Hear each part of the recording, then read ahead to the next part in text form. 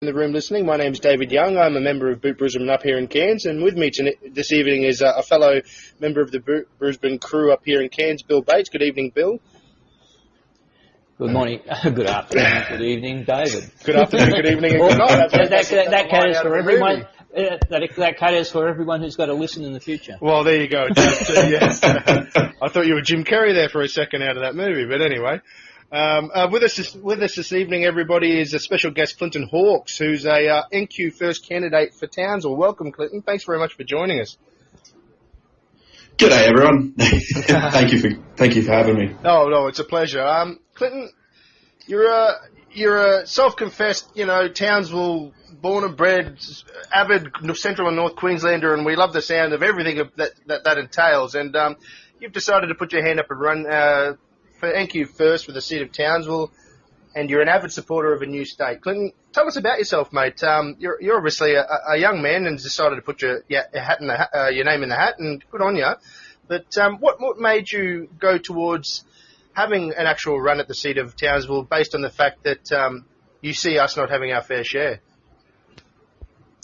Well, I'd just like to clarify, I'm not born and bred in Townsville, just to clear that up. I am born in Toowoomba. Oh, okay. Yeah, born in Toowoomba. Moved here in 2016. Went to school here at William Ross. And then, joined the workforce in the transport industry. My family's been in it for generations, so it was only natural that I went into it, of course. Of course. Why I threw my hat in the ring? Good question. Really, I've seen the underrepresentation time and time again. Every time it leads up to an election, they promise this, they promise us that. And enough's enough that, you see another tunnel being built in Brisbane or an overpass in Toowoomba, for instance, Imagine that money being spent in North Queensland, not just down in the southeast corner. Obviously, the representation in Parliament for the southeast corner is a big issue. 73, I'm pretty certain they've got down there compared to us. It's time we got our fair share, and it's time North Queensland starts to really get some economic growth. Post COVID-19, and even before the COVID-19, we were struggling. So even now more than ever, we need to really put a lot of our money and effort into the north, because it's a vital hub for the southeast corner, but more importantly, it's where everything comes from. So, that's why I threw my hat in the ring, the underrepresentation, and I want to make a difference. There's a lot of people that say, I want to make a difference. Well, I actually do. It's besides the point of people saying this and that. I really just generally want to, make a difference. It's hard concept for a lot of people. Everyone will listen and be like, well, it's just another person. Well, I don't want to be another person. You know what I mean? No, well, that's well done, mate, because active involvement on any level is what we need more of the citizens of Central and North Queensland. And good on you for throwing your hat in the ring. And you obviously love the way that NQ First is creating policies around the fact that we need more of that economic investment in Central and North Queensland, like towns like Townsville, like towns like Cairns. Yep. And we need to be able to help it become an economic driver for not just the benefit of the communities here, but for the whole of the nation and the state. But preferably, if most of us will have our way, and we can educate as many people as possible for the benefit of a future state. And you're an avid supporter of the creation of a new state from everything I've seen you post and read. And how are you finding the traction of implementing policies while running as a candidate, as well as trying to tell people that it could be so much better due to that lack of representation if we had a new state? Well, NQ First separation policy will be announced within due course, which I don't want to lead on to anything saying about that. Obviously, I am an avid supporter for separation. A lot of my people who follow me know that I am. It's beyond a joke. Time and time again, we keep getting shafted. It doesn't matter if you're a farmer, a retail worker, somebody who works blue collar, it doesn't matter, white collar. We're constantly getting shafted while everyone down south gets everything that they want. I've seen it in my industry. I've seen people, get shafted time and time again with things they want for the North, and we're not getting that representation, you know. Well, it's funny. Even like you say, your family and yourself have been in the logistics industry for many generations. I constantly tell people about the infrastructure that's spent on a place like Brisbane, and when you tell them a statistic, when you say where do you, as far as you would be concerned, or to the best of your knowledge, where is the highest flow of traffic along the Bruce Highway? Do you know yourself, Clinton? I've said this on a previous podcast. No, nobody knows, mate. How many times have you driven the Bruce Highway?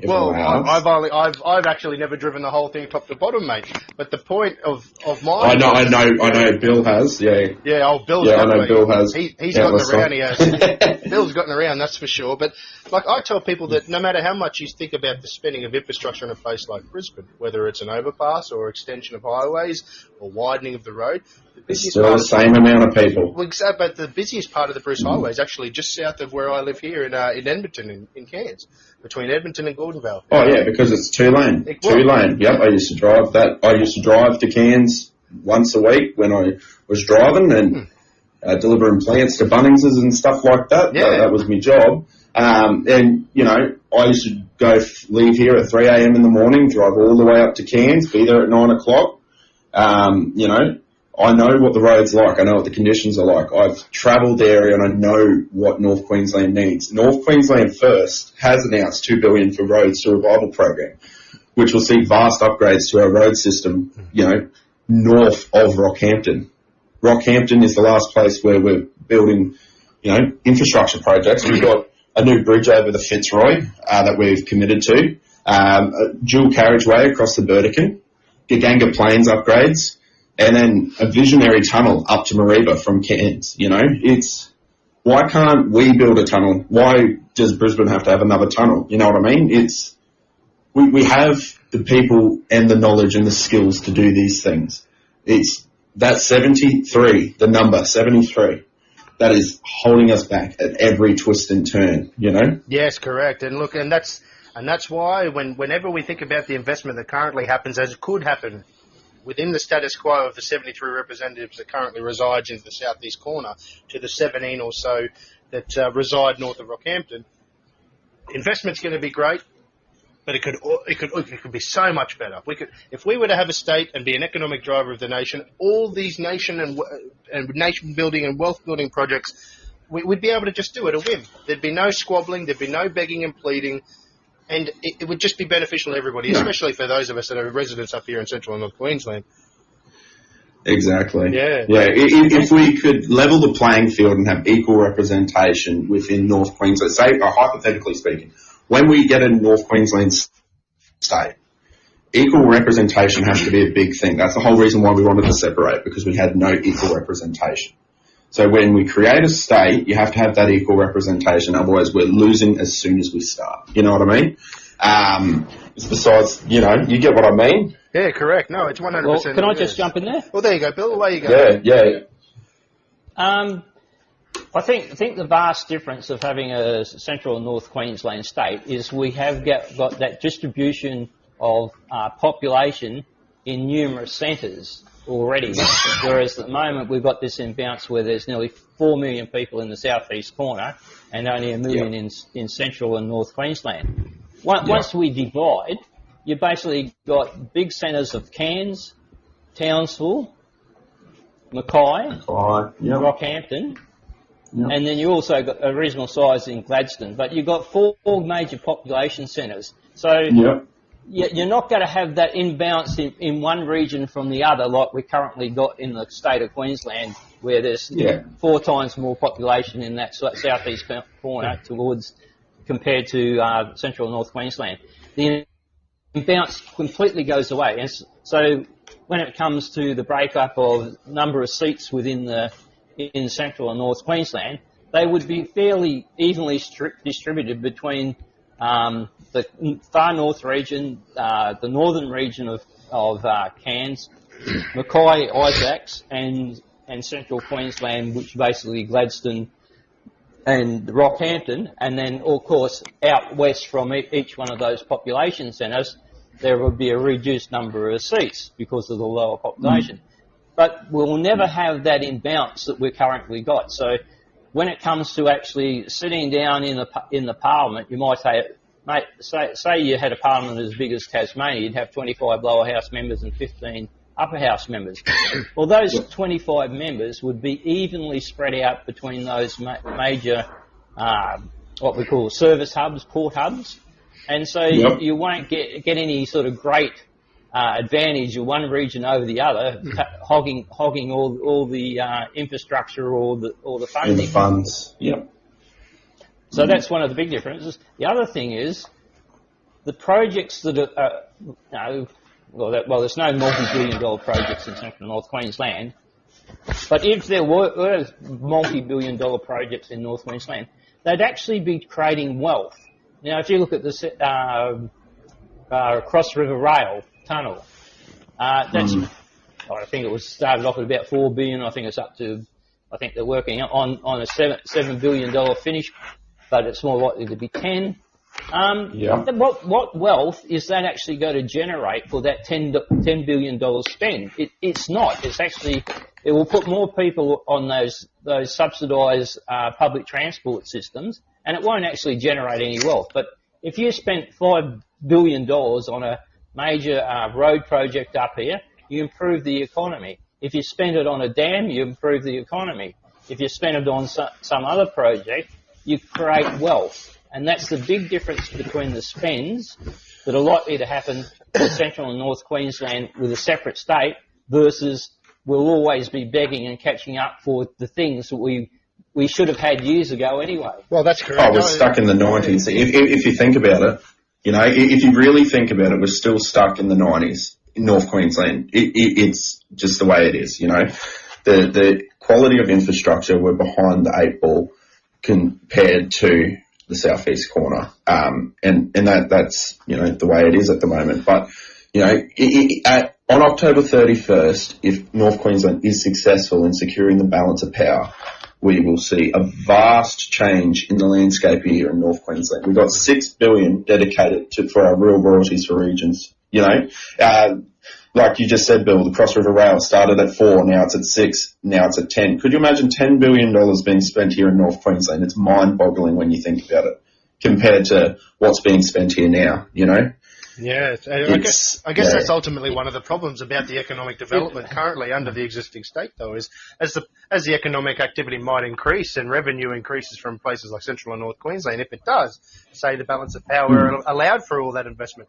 Without the creation of a new state, it doesn't solve the population increase in the southeast corner and and obviously the redistributions of the future.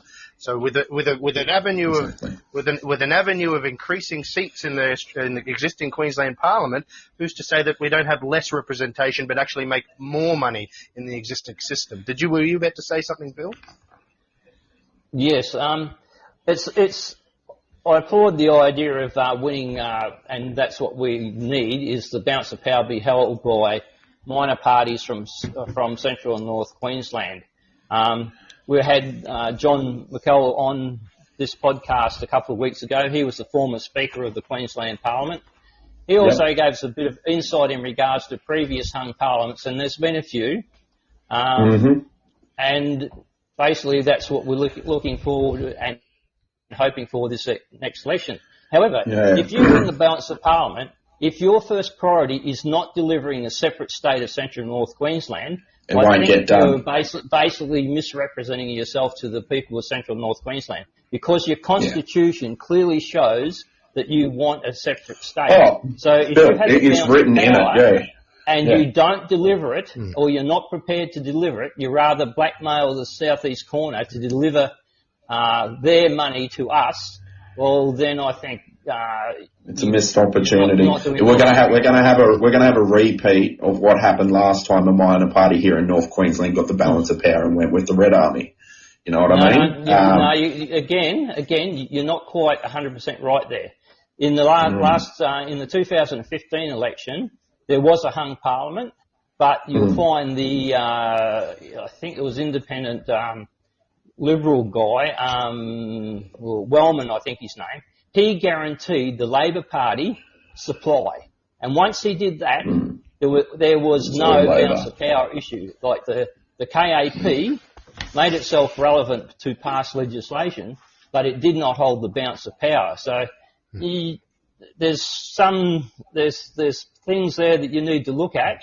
There's a lot of But the thing is, if you have a constitution for a separate state in your constitution of the party, which you have, well, we do. We expect a policy to match that. So it must be more than what the KAP's got on its website. It's got a policy for a separate state, but it's nothing more than a statement of support. There's nothing there to say how they're going to go about it, or even what they envisage as a separate state. I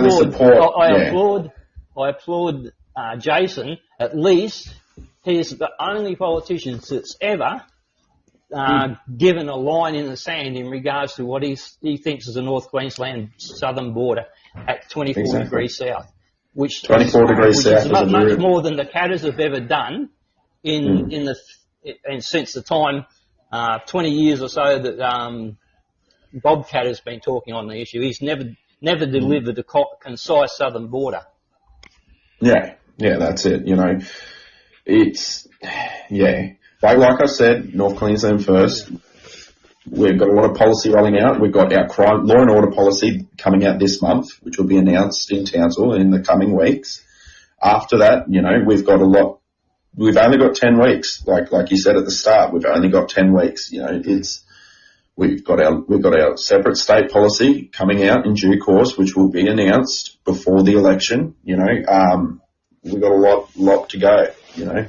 But like you said, Bill, it's written into our constitution, and if we didn't have a policy before the election, that is a giant disservice. You can't support something and then take back your support. You either you in it or you're not in it. You know what I mean?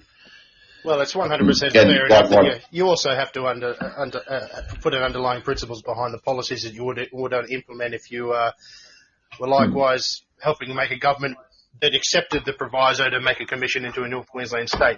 It would still have to be a status quo for at least a period of time, and it's completely understandable. But I guess the underlying principle is that there would be an ability for whatever minor party helped government, if they only had the courage to actually implement great change as opposed to just do good with that power. It would be such a significant change in the direction of our Central and North Queensland regions and the future of the nation. But ultimately, I guess, as you say, history. Of the state. Well, exactly. It would be history. We can only find out in 10 weeks. We can only find out, and hopefully NQ First and candidates like yourself manage to win some seats and take that to the table and say, listen, we want this for the people of Central and North Queensland, and we want all these policies implemented until the time that we have a referendum or that change can be made for the new state.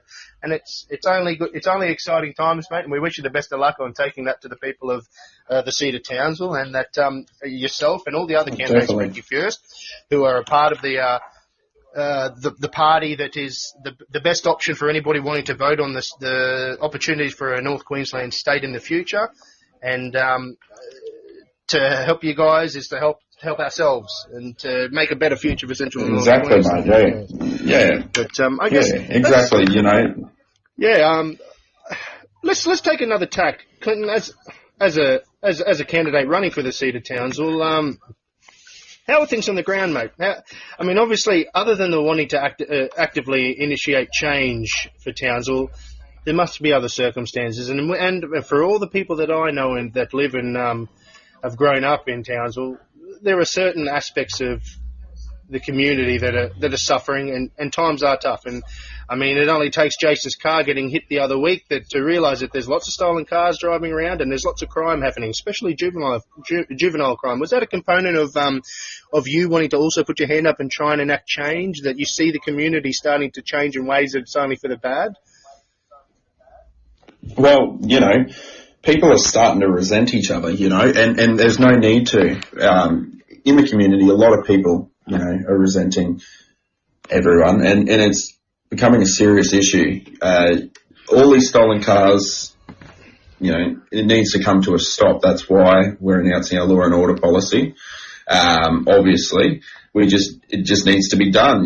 Townsville is a very diverse region, much like, Cairns is a very diverse region, but Townsville, it's got so many moving parts to it. We've got Magnetic Island, Palm Island, and then mainland. It's very, very diverse in the way it operates and how it all fits together. The only way we can fix our crime here in Townsville is by pulling our bootstraps up and getting it done. You can't, beat around the bush with any of this sort of stuff. You have to go in, get the job done, and get it done right the first time without a mistake. Otherwise, you'd just be chasing your tail for the next 4 years. Just on those stolen cars things, one of the things I don't quite get in regards to, but it's been there for, I suppose, since I was a kid. This business of stealing cars, and it's just unlawful use of a vehicle is actually the crime that you're charged with. That's just, and I think that was developed over a period of time when people thought, well, they're stealing cars, but they're not really taking them for profit, or you got to deny or make money from them type. They're just it's for a thrill, yeah. And I saw that even in Perth as a kid. That people stole cars and they went for a joyride, and everyone sort of associated it. Oh well, it's just kids going for a joyride, but they seem to continually forget about the victim, and that's the law itself, the legislators and the judges. I mean, it's a slap on the wrist. They don't seem to see it as a real crime. But the thing is, it devastates some people and their families and their ability to get to work. And that. If you can't afford insurance, well, there you go. Say, for example, you've got a $20,000 car, right? You can't afford insurance. Well, then there goes 20 grand, more or less, if someone decides to steal your car. You have insurance, then you've got to pay your premium. So then you're still losing either way. And someone gets a cheap thrill for a night or 2 nights or 3 nights. Well, I know we had one driving around Townsville here for a week. Why can't our police do chases anymore? Like that. Why can't they put a stop to these stolen cars as soon as they know? Like, the police know there's stolen cars getting driven around every night. It's no big secret here in Townsville. Every day you'll see something in the paper, in the bulletin, something about crime. People are crying out for change. We got a lot of the parties throwing their law and order policy up.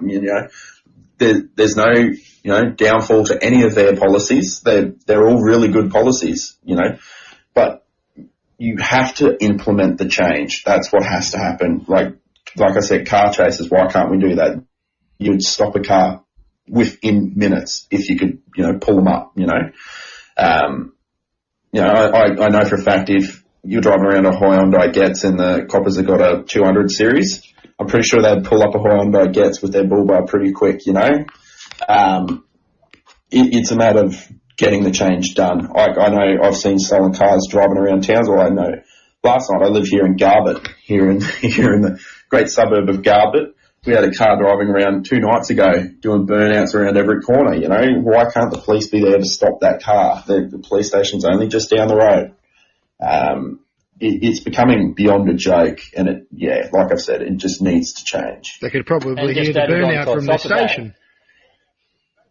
Oh, probably, yeah. Like I've travelled through the country. I've been to WA. I've spent a lot of time in Halls Creek and in the Kimberley.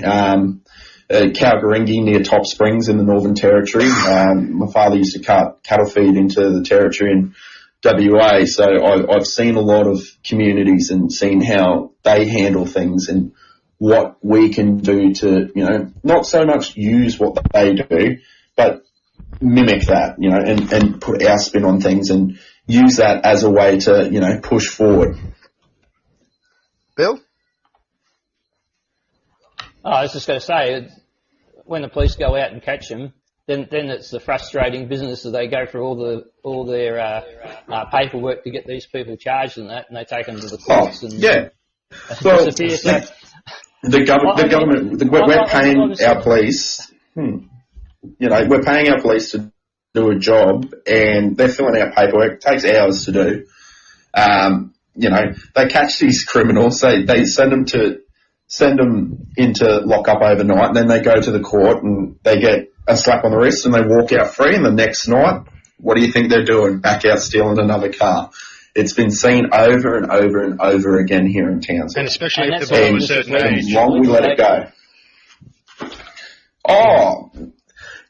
If I know for a fact, if I went out and did that at my age, I would have, I wouldn't have come home. Yeah. The you know what I mean? the proverbial book would have been thrown times have changed. Yeah. But it's not just the kid that has to blame. Yeah. Gentlemen, just quickly. Yeah, that's it, the kids, Yeah, sorry, just quickly, we've got Raj, who's a resident, a former resident of the Cairns area and business owner, who's now recently just moved down to Pottsville, I believe, has joined us in the chat room and would like to ask a question. So, Clinton, if it's okay, you're just going to have a question from Raj. Yeah, you're right. Hi, Clinton. How are you, Clinton? There you go. Yeah, good yourself.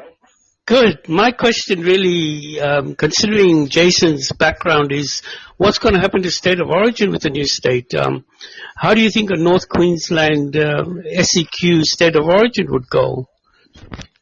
Well, a lot of players that play for the Maroons and for a couple, they live here in North Queensland, so it's only fair that they come and play for a North Queensland team. I'm not saying that that's a thing, but the possibilities there. We built a brand new stadium here in Townsville that could host a beautiful game of state of origin, but who knows? It's yet to be decided. We have to get a state through. We have to put the steps in place to get this done. And only time will tell, really. I just say that because I never realized Gordon Tallis was from North Queensland. So when you look at the rugby league people who have come from North Queensland, it's quite amazing. Billy Slater. Billy Slater. Exactly. So, just ask Jason next time you see him what he thinks about what would happen to state of origin. All right, thank you. Certainly will. No worries, mate. Have a good night. I'm sure he'd love a crack being a representative or no and calling the game. Yeah, exactly.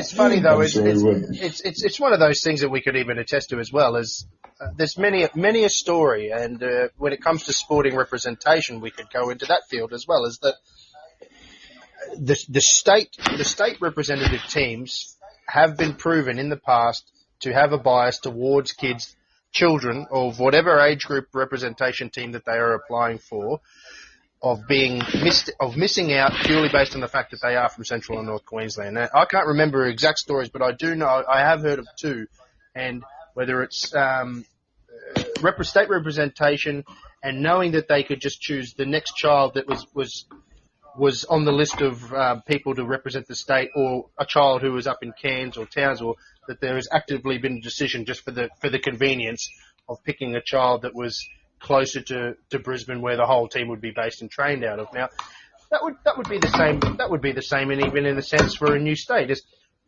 Who only knows the quality of representatives we could have for a new state team, and we won't know until that state's created, and the competition involved with possibly having 3 teams at a sort of football representation like the state of origin would be immense, and it'd be amazing, and I'm sure they would find more success in support from an area like Central North Queensland than it ever would out of a place like Brisbane. This is the home of football. Oh, definitely. Yeah, definitely. It's only going to be solved to the fact that how many times has Sydney or Melbourne hosted a state of origin now? Oh yeah, countless times. I dare say that it'll be a long, long, long time before, even with this new Butte stadium in Townsville, that one's hosted there. And that's it. The mind boggles why even in the name, state of origin. It's a football with all these players, 250 the whole million. State. Why has it never even been attempted? I mean, the stadium capacity is an issue, sure, but they've never actively tried to make an investment to solve the capacity issues to possibly even plan to have a state of origin outside of the southeast corner. And they may have... Well, they did a game in WA. Yeah, exactly. But the mind boggles. Things need to change. And so many cascading things would change if we could just get a new state. All of a sudden, we call the shots. Things would go a lot better. And even simple things like going to watch the footy would mean a lot more to somebody from Central and North Queensland, even though we do love the Maroons at the moment. Think about how much more we'd love a team that was even more localised for just us up here. Yeah. That's it, mate. Yeah. Yeah, and Lord knows, I reckon there'll probably be another huge stadium built in the southeast corner before anything else that was built up here in Central and North Queensland, a dam or not. Yeah. If we just can move on to the COVID situation. Oh, no, yeah. Bill was mentioning just before they're shutting the borders. Oh, they're locking the borders down at 1 a.m. on Saturday night. Yeah. For New South Wales and ACT. You know, like we called for the North Queensland bubble. We've called for it, you know, plenty of times. It's just, why can't we create an economic bubble for North Queensland so we can continue working and not lock down the Cape again? You know, those communities, the mental effects that were put on the Cape communities for the biosecurity was immense. I know many people from the Cape who have struggled since locking down the Cape region and then reopening it again. You know, businesses are closed. You know, the economic effect that it's had on the Cape has been ridiculous. You know, it's one of the last frontiers. There's only a few left in this great nation, and it's one of them. And it's a very delicate and volatile area. You know, we cannot hinder it any more than it has been. You know, I'm really worried for what's going to be called next if they implement the biosecurity back for the Cape again. Because, it will be devastating this time. Well, we need to stop treating an outbreak in a place like Brisbane as an outbreak for the whole of the state and the economic bubble. Oh, exactly, It's only logical. And the fact that we're in a lockdown to a degree that would be in the CBD of Brisbane, which would be understandable if you lived in the CBD of Brisbane, 2,000 odd kilometres away. Yeah. But for the fact for those to be implemented as a shoe-fits-all size sort of a scenario is absurd. And Bill, what was your thoughts? But that'd be unfair, though. Yeah. You know what I mean? Yeah, exactly. That'd be unfair, and they wouldn't like that because they'd be locked down and we'd be doing all right. You know? Well, exactly. Bill, what was your thoughts? But just on COVID, it's not the disease that's the problem. I mean, if you look at the impact of the disease, it's fairly minor. What's impacted is the restrictions of the government's reaction, and it's one size fits all with its policy, especially coming out of Brisbane. I mean, they apply the same rules for the whole state mindlessly, regardless of the fact that if you're out in the outback places like Richmond or Julia Creek or Hewington, you're hundreds of miles from any cases, yet they try to apply the same laws. And we've had up here, you might have it down on one of your radio shows, but we've had our local member, which is Michael Healy, Cedar Cairns, the ALP member, comes and gives us a monotonous bloody talk in regards to he's been talking to the Premier and the Premier said this and this is what we've got to do and I support her, what she's doing sort of thing. But completely bereft of any consideration why we shouldn't be treated a little bit differently up here. So that's one thing. But the other thing he pointed out this morning was we're fortunate, although a lot of people in the economy are getting smashed, but if you look at it, it's only a small. There's a fair few people, but it's confined to a few sectors, if you know what I mean. It's a small business. It's a small business. Public servants taken a pay cut. No politicians taken a pay cut. The construction industry is still working okay. Transport's still up. Is working okay, but it's the small retail, the retail in general, tourists and that are taking the real punch in the gut.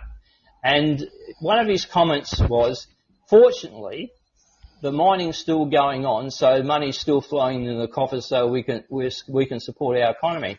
Now, the same group of people like Healy were only there before the last election, giving us the full rundown of global warming and we have to cut back on fossil fuels. But here they are. They're basically so dependent on the royalties that are going out of our were brought in by our mining here. So it seems fairly hypocritical that they do their best to delay things like Adani, yet then gloat on the fact that billions of dollars are still coming into their Brisbane coffers. Well, I'm glad you said that, Bill, because I wanted to touch on that for a fact, because you hear them saying that they're all for the miners, the national LMPs for the farmers, you know. Are they though? Are they really? When you really think about it, are they really for these big industry sectors? Because time and time again we're seeing these backbone industries of our state getting shafted and shafted and shafted every time, every twist and turn we go. We've got the reef regulations. That's a big issue. We want to rip them up if we get the balance of power, make a fair deal on both sides, because our farmers don't deserve to be, our growers actually don't deserve to be shafted the way they are. You know, it's economically bonkers that we should be putting more pressure on our farmers and, you know, not helping them. You know, they deserve every bit of help. They, day in, day out, 4 a.m. starts, you know, they're the real backbone of our nation, you know. They're the miners, they're getting up every morning, you know. Why aren't we looking after the people who are keeping the lights on, putting food on the table, transporting this, you know, our transport industry, without it, the country's buggered, you know, rail, you know, without these key industries. We've seen that now since COVID. Everyone thought it was all fine and dandy, you know, we've got our tourism sector, you go out to the Great Barrier Reef, you go fishing, you know.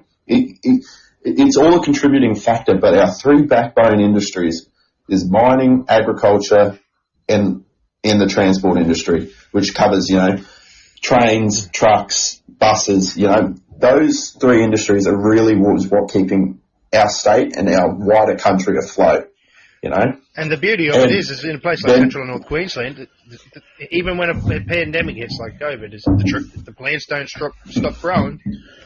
The mine still sits. No, they don't.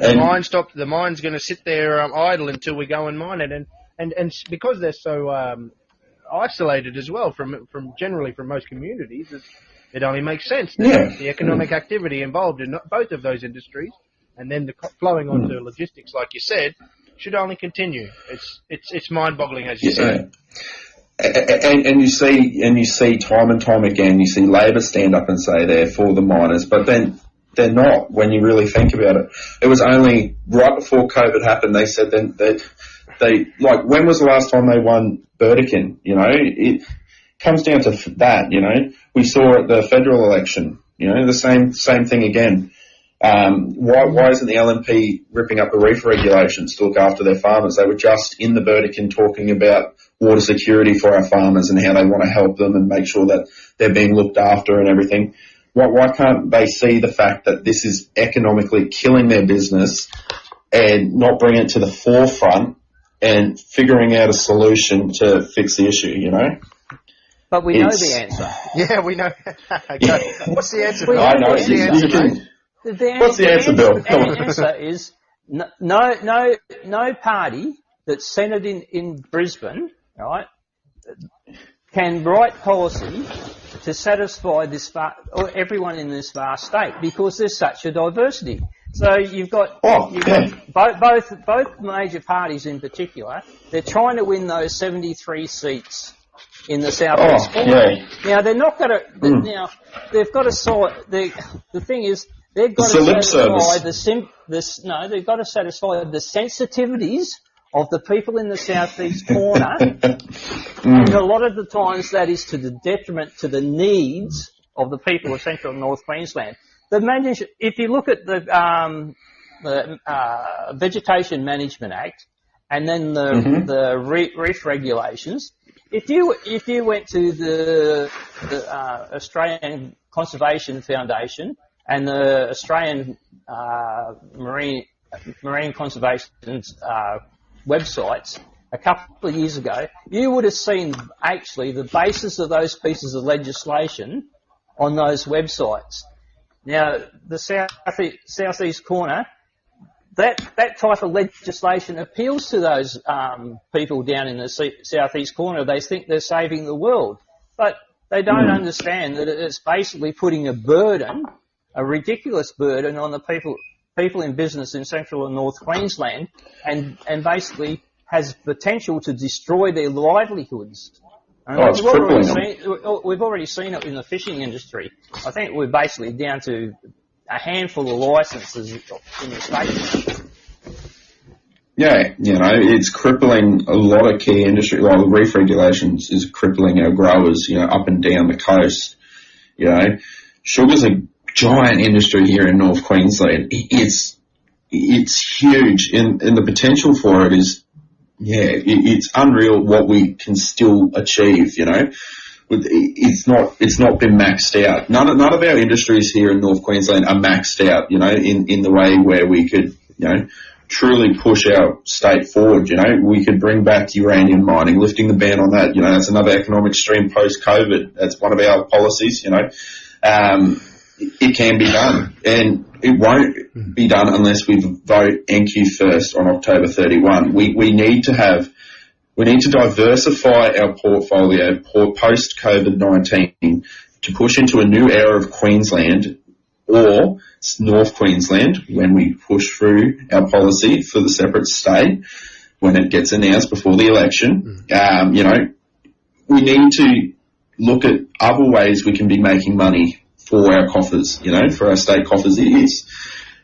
There's a lot of untapped potential here in North Queensland. The Cape's yet to be developed, It's a huge, vast area that has yet to be developed, You got out near Mount Isa, you can live out there.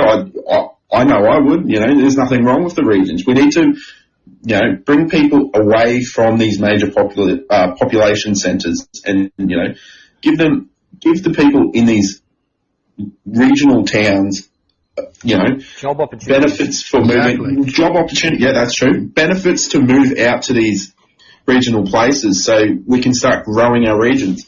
When we come over here from England, when we first set up our colony, how fast did it grow, into a great nation? It's only been a few years, in terms of the grand scheme of things.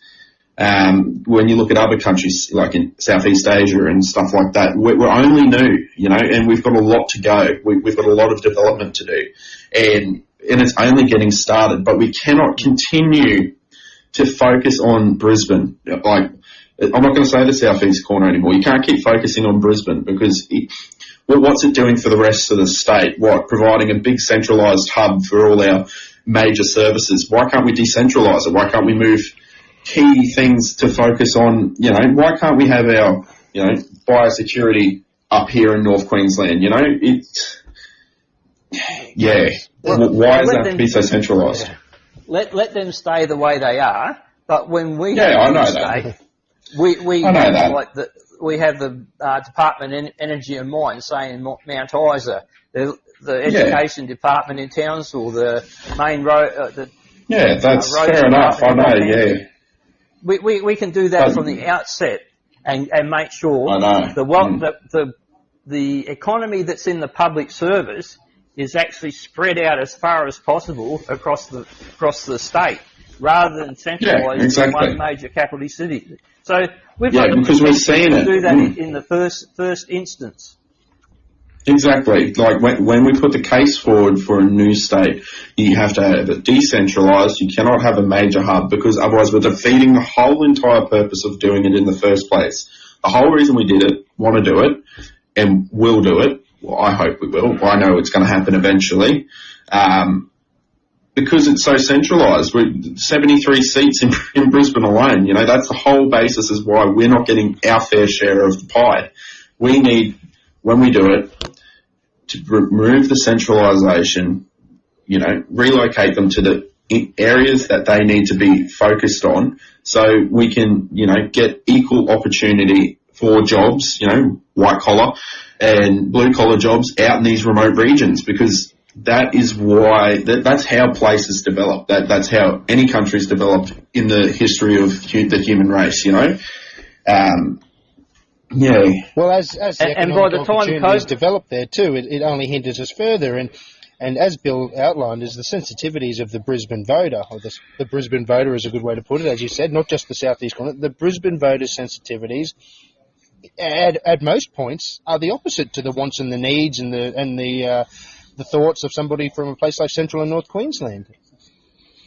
Well, I'm gonna say this: it's the younger population which is sensitive. There's a lot of the younger population that is sensitive, and they're the majority of the population.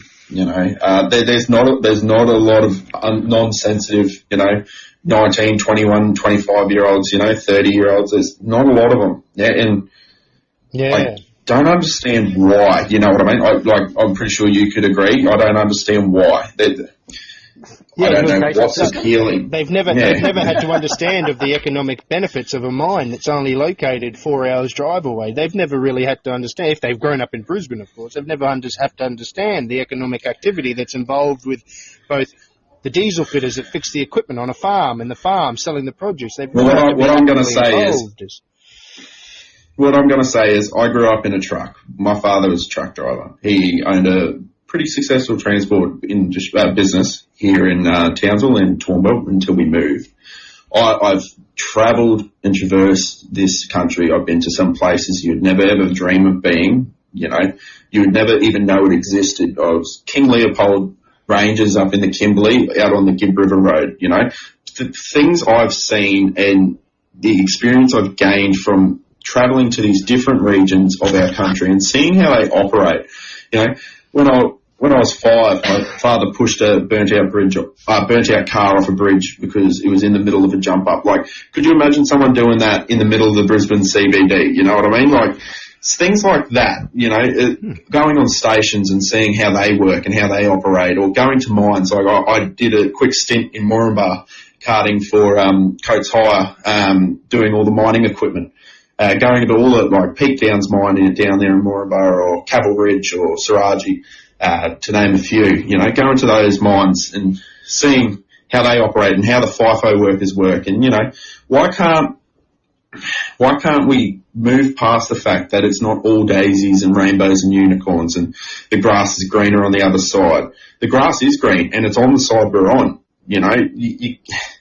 People are just, I think it's the way our education system is working, because it's not providing a fair and equal, it's shaping our new leaders and our young leaders of today into a sensitive, they're becoming too sensitive, and we need to bring away from that, because otherwise, Brisbane would become a the metropolitan city with bloody sky rails and, flying cars.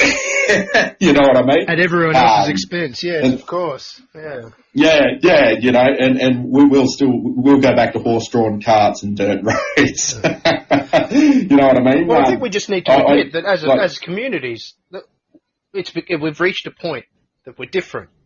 We're no longer in tune with. It's a tipping point. We live differently, we think differently, and Brisbane is closer to Sydney than it is to Cairns, and we need to acknowledge that. Latte. Well, that's the catch cry of many people, and you can't help but have a smile and laugh, because in some ways it's true.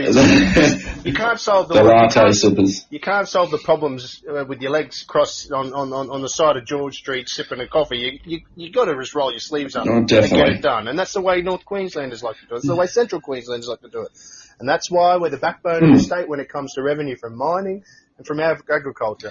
If only we could use that to utilise our own destiny here in Central and North Queensland.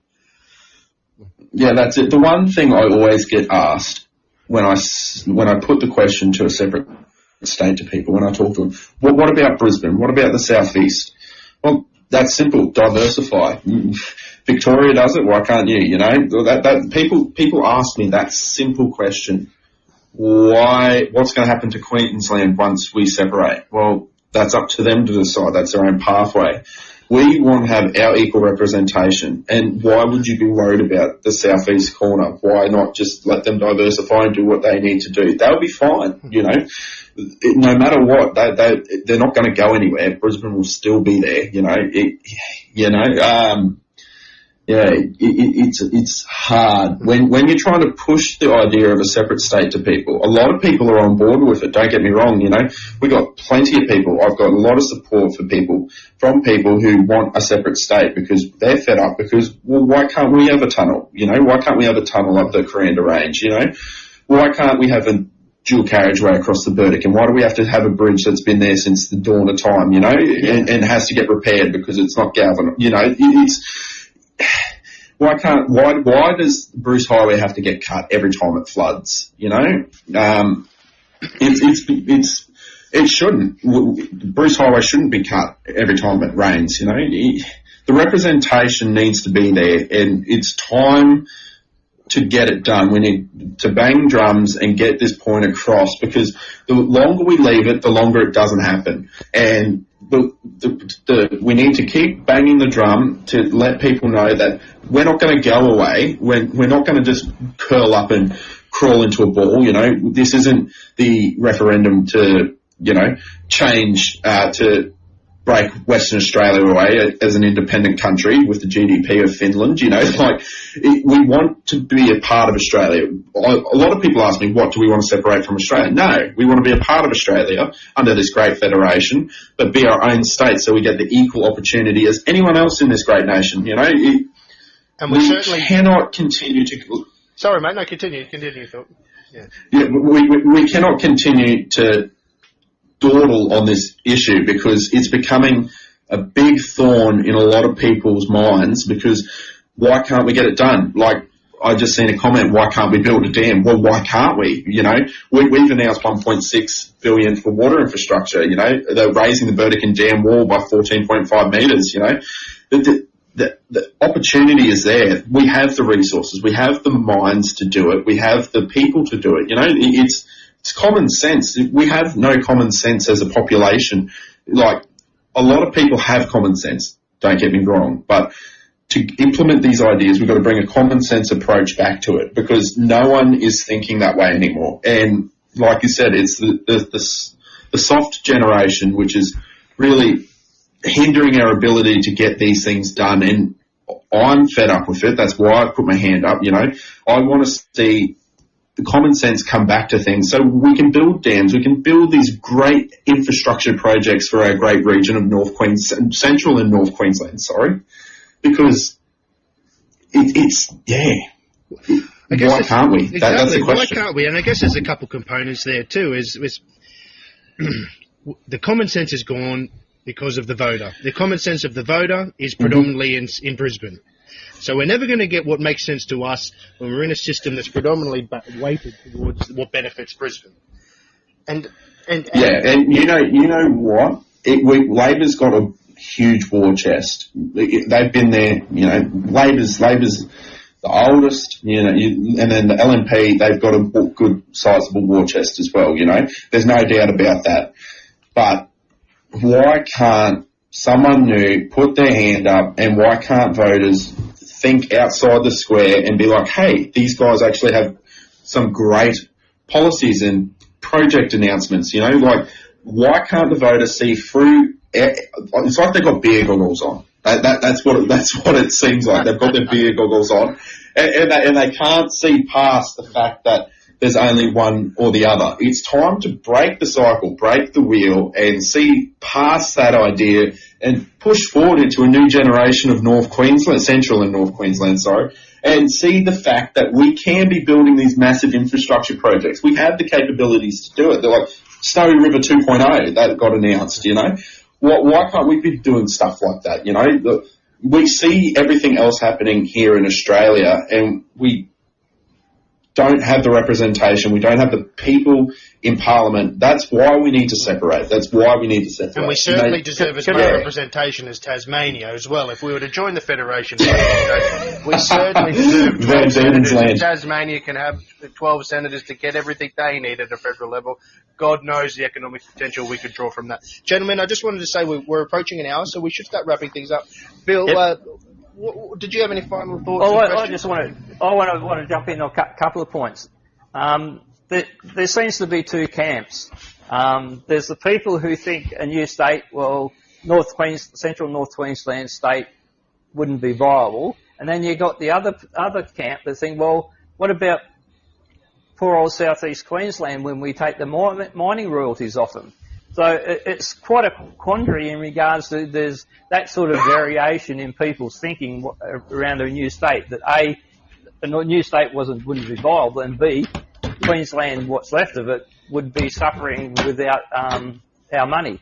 But just to finish off, I think it's going to be all about your messaging to the people, to the voters, and basically that message has to be completely opposite to the major parties and even some of the minor parties.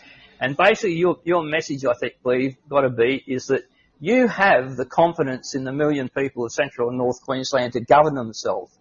You believe that they are deserving of at least the same representation as the 500,000 people of Tasmania, to have their own parliament, to have their members in the upper and lower house, to have members in the House of Representatives, and to have their 12 senators go to Canberra and back for them and their economy and their prosperity and their opportunity in future. And I think that's the key message, is the difference. All the other parties are basically casting a vote of no confidence in the people of Central North Queensland, where you are casting a vote of confidence. Yeah, you've got to be confident in your population, otherwise why are you even doing it to begin with, Bill, you know? I have the confidence in the population of North Queensland, Central and North Queensland, that we can get this done. We can do these things. Like, it's not rocket science. Everyone goes to work every day. It doesn't matter what job you do. You go do the job to the best of your ability. Well, I believe that the people of Central and North Queensland do the best job that they can to provide the economic structure to push forward for a new state. Like, we can do it. We've seen countless times through history states being created, new countries. It's nothing new. I don't understand why everyone believes that this is such a new idea and that it's not going to work, because it will. Because why can't it? You don't know unless you try, and we won't fail because we've got such a beautiful and vast and resourceful regions. It's not like we've got ports. Yeah. Well, we're going to hold it to the election and see if there's a hung parliament, and we're going to count on you to hold NQ First accountable for the fact that if you're in that position to remind about your constitution and your commitment to the people of Central and North Queensland, that, you know what, let's just do away with the buggers altogether. And from my understanding, I'm sure Jason, he didn't just put that in there for a laugh.